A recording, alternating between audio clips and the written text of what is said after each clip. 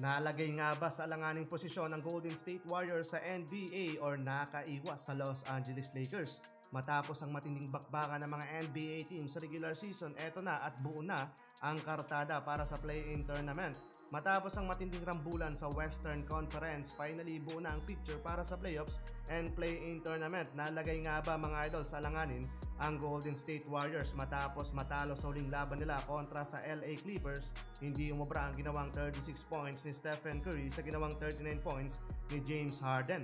Final score 119-124. Nalaglag pa from rank 6 to rank 7 ng Warriors na may 48-34 win-loss record. Pareho din ng Memphis Grizzlies na nasa rank 8 na may parehong win-loss record. At ngayong Miyerkules maglalaban ng seed number 7 and 8 para sa 7th seed kung saan naghihintay naman ang Houston Rockets na rank 2 sa Western Conference sa mananalo sa laban ng Warriors at Grizzlies. At kung sino naman ang matalo mga idol, papasok sa another chance to clinch sa playoffs kung saan makakalaban nila kung sino naman ang mananalo sa laban ng rank 9 na Sacramento Kings at Dallas Mavericks. Hindi pa rin ito mga idol magiging madali para sa Warriors kahit pabor sa kanila ang play-in games kontra sa Memphis Grizzlies. Kahit sa naging 4 nilang match-up this regular season with 3 wins and 1 loss, baka masilat pa yan mga idol ng Memphis. Habang landslide ang naging panalo ng Minnesota Timberwolves kontra sa Utah Jazz, naging madali yung laban ng Wolves kung saan tinambakan nila ang Jazz sa score na 105-116.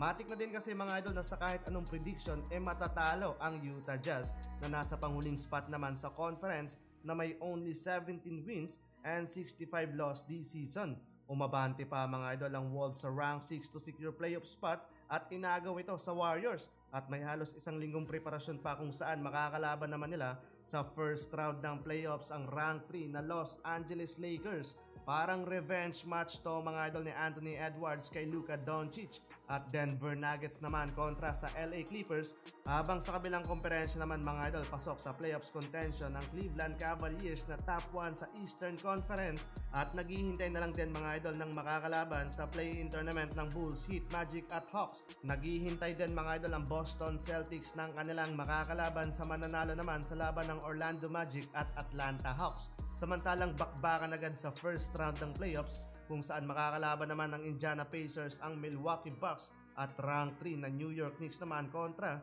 sa rank 6 na Detroit Pistons.